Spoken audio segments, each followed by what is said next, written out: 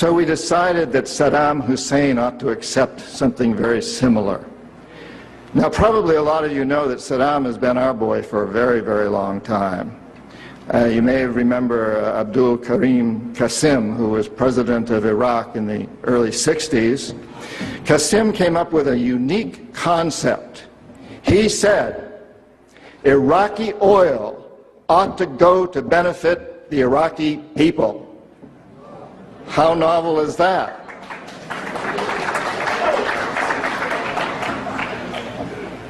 But we didn't like that very much. He began to tax the oil companies, particularly the British and some American companies, and threatened to nationalize our oil companies. And so we decided that Qasim had to go. The CIA sent an assassination team.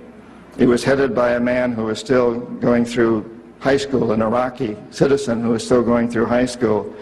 They riddled Qasim's car with bullets on the streets of Baghdad and missed him.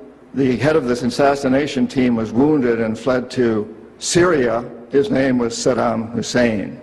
He was a CIA agent in those days, an assassin for us. He failed. He was our boy. He was our man.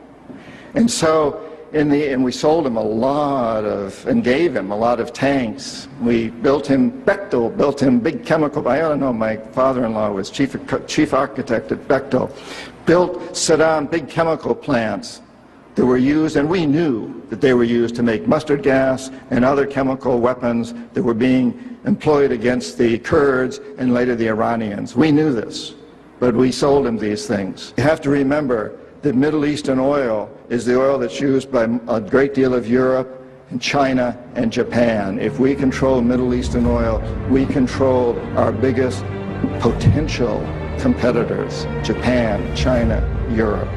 So it's very important that we do that.